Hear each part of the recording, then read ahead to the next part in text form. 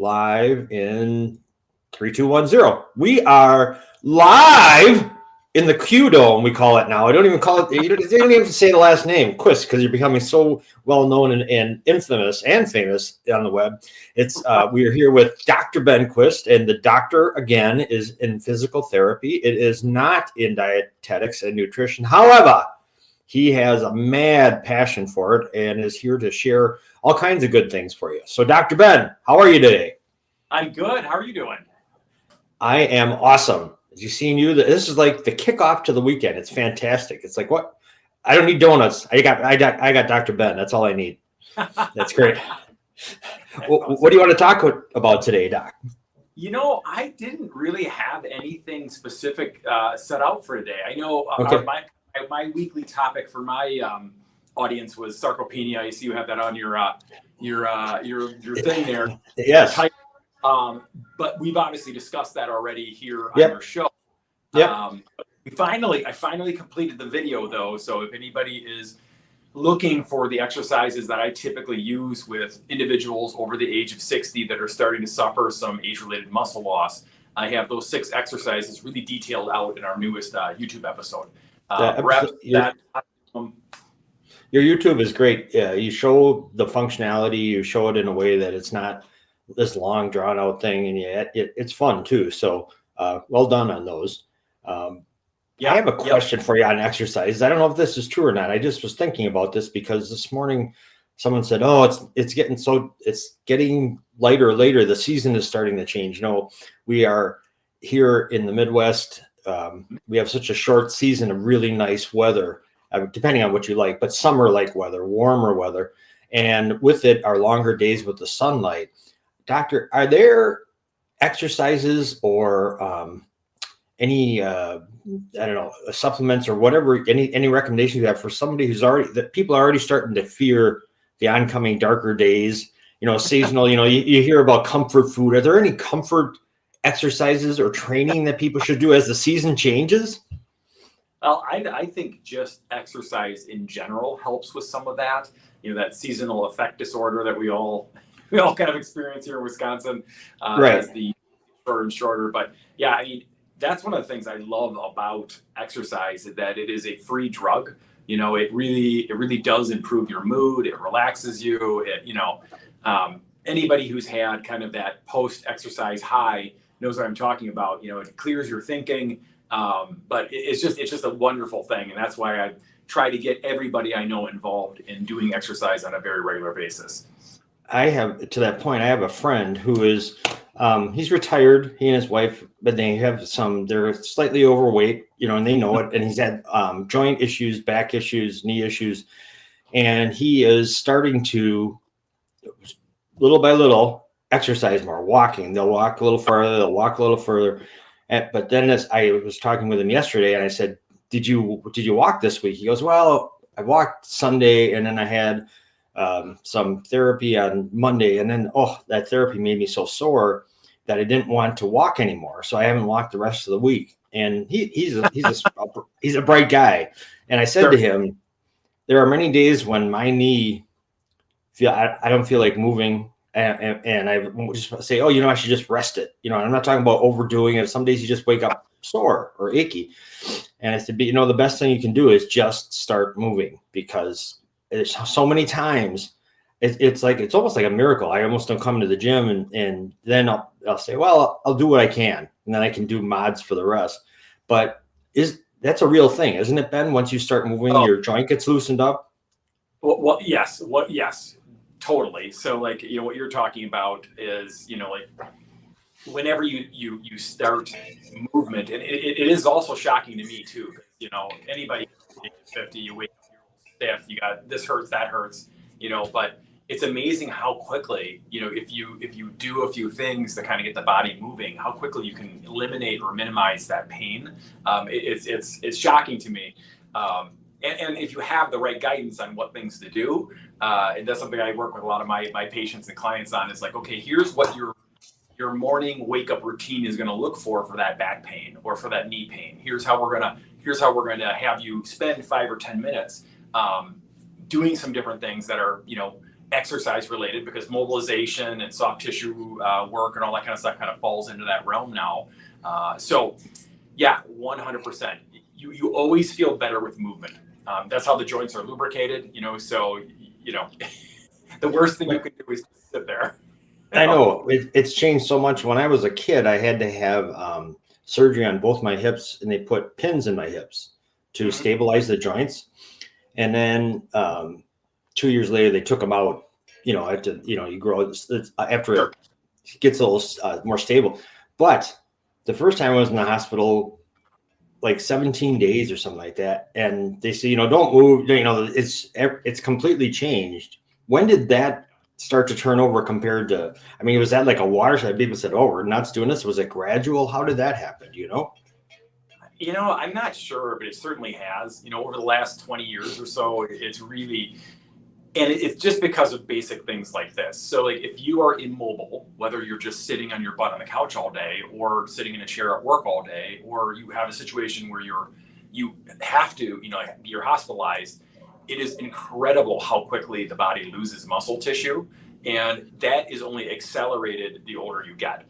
So someone who has a week of bed rest in their 20s, no big deal. Someone who has a week of complete bed rest in their 70s, really big deal, because that, and really even in the bed in the world of physical therapy, if the patient can handle it, we have them start to do exercises in the bed because we do not want them to lose that muscle tissue because it can happen that quickly. So typically there's always a way someone can exercise.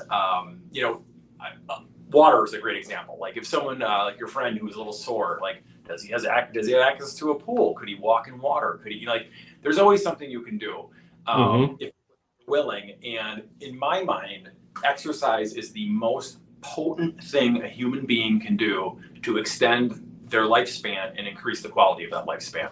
And that's been borne out in study after study after study after study. Nutrition is another one where maybe that's just as important or more so, but I don't know. For quality of life issues, I think exercise is definitely the top of the hill. And really, just like flossing your teeth, everyone should be doing that every day. Or brushing your teeth. Everyone should be moving every day too. You should have a thoughtful way to kind of add that into your daily routine. And it doesn't have to be expensive. It doesn't have to be hard. You don't have to join a gym. You can do stuff at home. You can walk outside. You can go up and down your stairs at home for 20 minutes. That's a fantastic exercise. So there's all kinds of things you can do.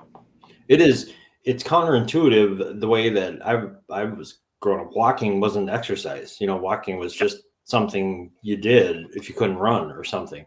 But now, I mean, it not only the physical part of it, but what I've seen a lot is some of the great thinkers from modern people like Steve Jobs. He would have meetings walking. He didn't want to have them at a table. Einstein was big on walking. Some of the great writers of all time, they would just something about walking. It's like almost like your brain follows your body. Your body's moving, so your brain starts moving a little. Even when you're not trying to think of something, you think of something, and it's amazing. If I ever have a problem or something I'm trying to work on, I'll usually go for a run because I always do my absolute best thinking. It's like towards the end of the run, my mind just opens up and whatever exercise or movement does, there's definitely a factor with that it changes the way your brain is doing its thing. So in a fashion, I know a lot of people who do that where they do their problem solving while they're walking or they're and that I believe that's a real thing. So I certainly experienced it myself. Okay. I got a completely different question, physical related, but still it's very timely in that today with the time change, I don't know, the Olympics start, the Summer Olympics. Yep. So do you watch the Olympics? Do you care about the Olympics or what's your feeling? I haven't really watched much in the past, but I would like to. I definitely think there's some fun things to watch, especially because it's kind of in my field a little bit as far as some things they do. I probably should be watching them.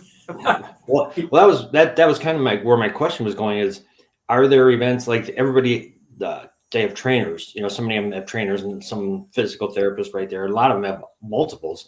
I was wondering if you watch anything in particular as to see how they're whether it's warming up somebody or doing something that is some process that maybe you weren't aware of. That's why I thought of for you, like, I don't know why track and field, but it seems like there's so many events in track and field that are Yeah, like well, that. usually on the Olympics they don't show too much of that stuff. You know, like I would love to see that. You know, if there are new techniques they're doing to warm the athletes up or recovery techniques. There's been a couple of shows on Netflix that follow professional athletes where they have shown a lot of that. There's one following all the pro tennis players, and you know, not all of them, but a certain grouping of them, and they really delved into like what techniques are these tennis players doing for their mindset, but then also for recovery, for training. You know, so you do get to see some cool stuff. But then, yeah, you're right. They all have personal trainers. They all have like, you know, they have like a little staff of people that are attempting to get them to perform at the absolute peak of their ability levels. So it is, and it's fascinating to see. And there's definitely things that they're doing that are pretty interesting. So there are. It's so inspiring to see these people, the way they do things, from rolling to running to walking to, you know, the speed walkers. We were talking about speed walkers this morning at the gym. It's really something else when you see these people. There is a show, but I don't know what this is, one of the ones you're talking about, but Sprint, it's called, I believe it's just Sprint, and it's following. They did a thing like how athletes are like the fastest humans, you know, on our Olympic team or whatever. They follow them, and I think they watch what they you know, they kind of follow them around and watch what they eat, how they train, and everything. Sure. I haven't seen that one yet, but that's on my list to see.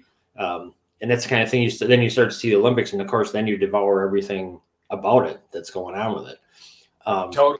You know, and it's fascinating too. Like, you know, some of those different types of things that follow people. I've not seen the one you're talking about, but there's also a lot of them on NFL players. So they'll follow, you know, what they're doing. There's several of them. There's one on quarterbacks. There's one on receivers. There's the New York Jets one. But you see a lot of training and also a lot of what they eat, which is, it's kind of funny. And the receiver one they did where they were kind of following 4 different wide receivers. One of the guys, like, he ate like pretty much just candy. It was like all this guy ate, and he was a beast. You know, he obviously ate other stuff too, but know, some of them really don't eat very healthy. You know, and they're gifted as far as their genetics, but then also train extremely hard. You know, but it's funny what you can get away with when you're young. You know, but how much better could that guy be if he was fueling his body a little bit better? You know, that's it. But you know, you can't argue he's one of the best receivers in the NFL. Like, you eat candy, what does it for you? You just go ahead, right? Go ahead. You know, so. Are there events like the weightlifting that you say they shouldn't be doing that, like that much? It's not good for the body to lift that much weight, or if they train, just fascinated by it. But is there anything like that? Do you think like that while you're watching this? Totally. Yeah. I that always goes through my mind. And that's in many different sports where I look at it and go, you know, football's a good example. Like, you know, those guys should not be ramming into each other at high speeds, you know, 50 times. You know, it's just not good. And you see what happens to those athletes as they age, you know, and some of them are lucky and they don't, you know, some of them are built differently and they don't run into problems, but a lot of them do. Another thing that I always look at, which always cracks me up, because typically, if you're not doing exercise so that you're going to get better at a sport, you're usually doing it so that you're healthier, right? So you look better and healthier. But bodybuilders are another group where, you know, they put on so much mass of muscle tissue and they get so big, where it's like, you know, you're going to be in big trouble in your 40s and 50s, you know, if you stay like that. You know, and that's just been from. You can look at the stats on how long professional bodybuilders typically live, you know, to the stats on just, you know, if you follow someone who's been gigantically muscular, you know, what happens to them in their 50s, in their 60s, you know, especially if they try to keep the muscle tissue on. Right. Where it's too extreme. It's way beyond what is necessary for normal health. And that's where that can become problematic for the body over time. So, many different sports, and there are some sports that there really aren't any long-term issues.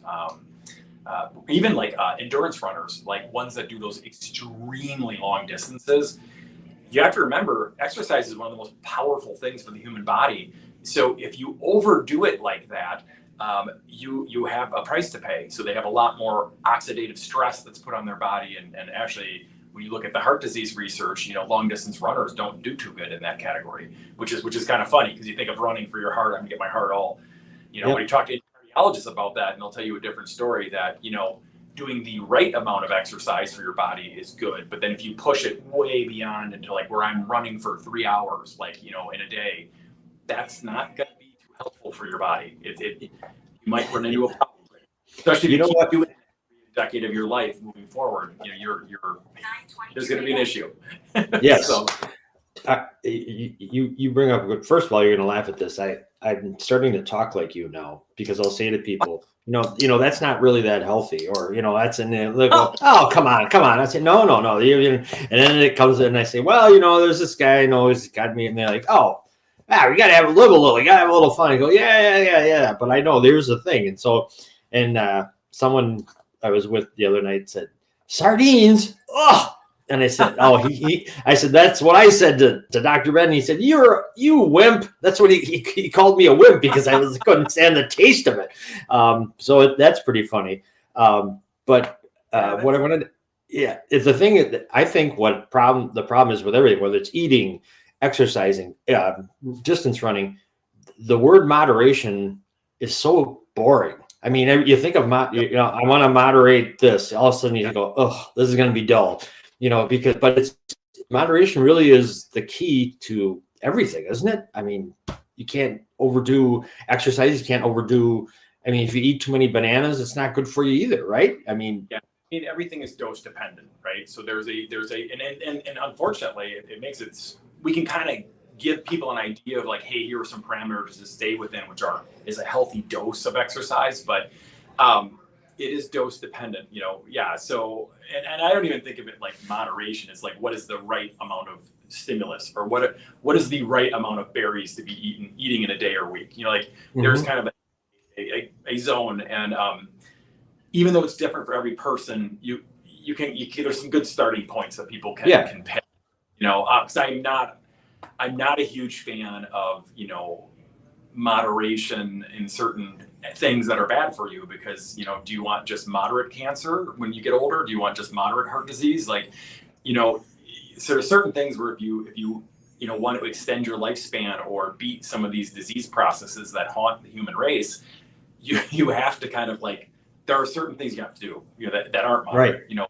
But to tell you the truth, they are moderate. It's so funny. Like, eating real food, is that not moderate? Like, I think, to tell you the truth, the American population is on an extreme pathway. They are doing an extreme eating experiment where they eat all this stuff that isn't even really food. It's like a chemical broth of like bizarre, stuff that they're putting in your body, and then they're like, wow, you're such a extreme freak because you ate sardines or something. It's like, what? Like, look at what you're eating.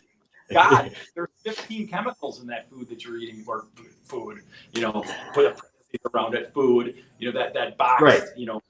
Crisp or whatever, you got off the grocery shelf, it's just astounding. So, I'm making the face because even Margot said, we were talking about whether to eat something or to have a supplement or something. She goes, well, you know what Ben would say. He's big on the real food thing. I was like, yes, you've made a dent even in that thick skull. You got her thinking about it. So, it's at least, even if you're not perfect, if you're thinking about what you do before you do it, that's the first step, because then you start thinking about how you feel after you do something. Like, how am I going to feel after I eat this? I think that way now all the time. I just think, oh, this is so good. Yeah. That's is it worth not feeling good the next day because you ate something awful for dinner the night before? You start to think about that stuff, and I think that's definitely true. The other thing too is it's funny, in my, we talk a lot about this stuff. Even if you are, like you were just saying, even if you are eating real food, meaning like, i.e. something that can be identified as a piece of food where right. Some of the things some of these things that come out of the grocery store, you can't even, like, your grandma wouldn't even have been able to identify that as food, because it's these weird things that they're creating now. But it is just simply the overconsumption of food as well that is causing a lot of the different problems people are running into. there's all this argument about, well, it's because you're eating too much fat, or you're eating too much carbohydrate, or you're doing this, you're doing that, and it's like, well, you're just eating too much overall. It's like Right. there's too much volume overall. Like if you would just crunch that down, and that's where all that research on fasting comes in, where it's just it's amazing when people are deprived of food for a teeny bit of time. The different things that happen in the body when the body's given a break from the constant processing of food that we do, where most people are eating from the second they get up to the second they go to sleep, and that is probably one of the other most harmful things that people do. It's not really even a matter of what they're eating; it's just that it's too much of it and it's too frequent. Yeah. You make me think of I'm always reading and stuff. I don't know if we've never talked about Tony Robbins, the motivational guy. Yep. I was listening to one of his books last week, and he said he used himself as he said when he first started earning a decent living, he got really overweight because when he grew up, they never had enough food, so you were taught to eat everything on your plate. He goes, not only did I continue, then when I started being able to afford more food, I ate more food. And then not only did I eat more food, I could buy more stuff. So my plates got bigger because I had big plates. And then he goes, so he had to reprogram his own mind to say, instead of feeling good about eating everything, he goes, I just started to leave some food on my plate and associate pleasure with that.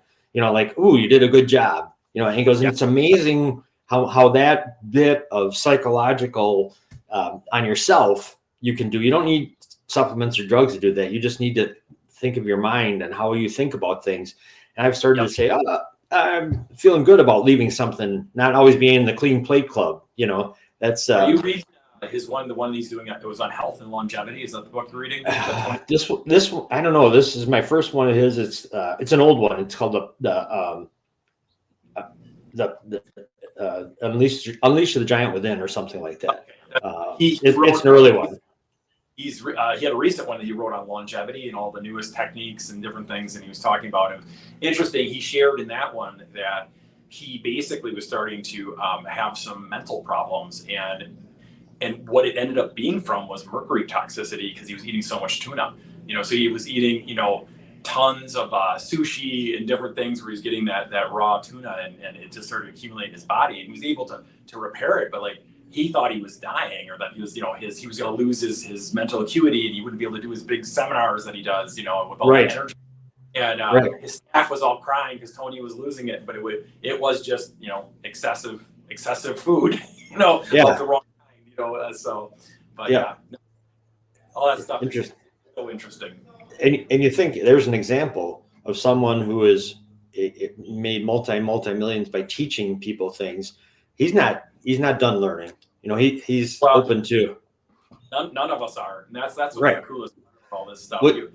And I do think people put way too much emphasis on experts, and I should put me in that category too. Don't take everything I say with a grain of salt, but it's funny, you look at that in multiple different fields. Like, what is the thing that cardiologists most commonly die of? Do you know, Jack? They're the expert in heart disease, right? Oh my God.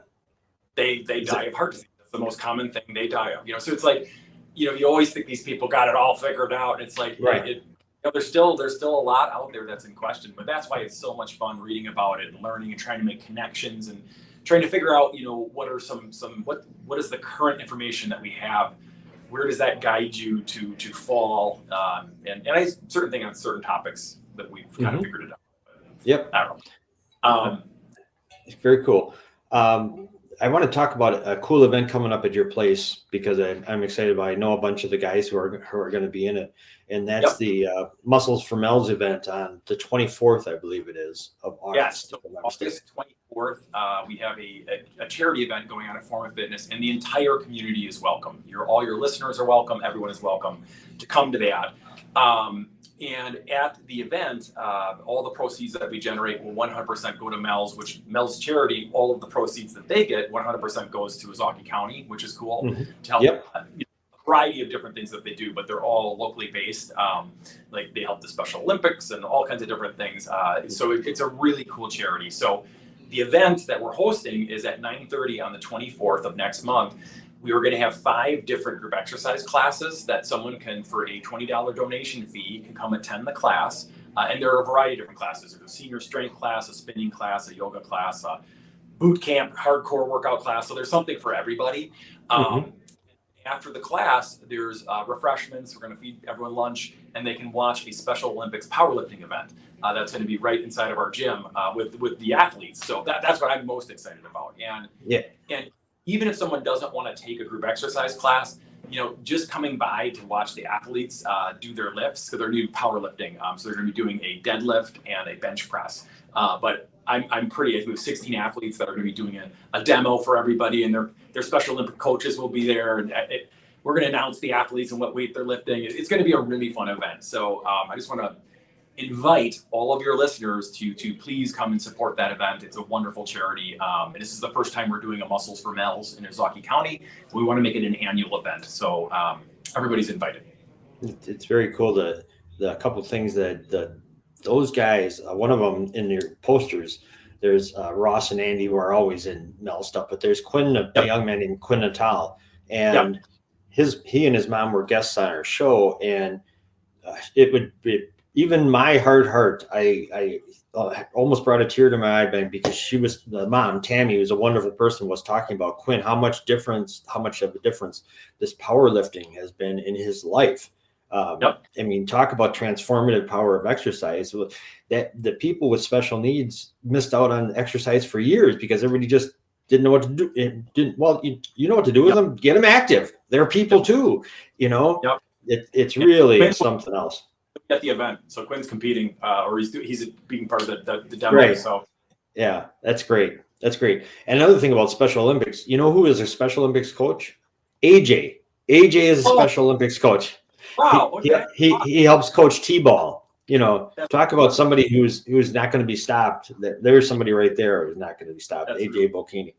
Yeah, so cool. I applaud you for having that. It's great. Yeah. I've seen your ads. It's being well promoted. That's good. It's really a good thing. Yep. The goal is to get people to come. So we just started promoting. I think we got about 15 people signed up already. But I think we'll fill up everything. So right. All right. Well, have a great cool. weekend. You too. I want to last thing. Give me a thumbs up or thumbs down. Corn on the cob. It's that season. Are you a corn on the cob? I'm not gonna say anything bad about corn on the cob. All right, that's all you had to say. In other words, Ben does not endorse corn on the cob. I got a lot of worse things I want people to eliminate first. Okay. Well, if you get good corn, you don't have to put butter on it. That's one good thing. Delicious. It totally is. Yeah. So. Yeah. Cool. All right. Well, thanks a lot, Ben. Have a great weekend. Go stir some trouble. I know you will. See ya. Take care. Bye.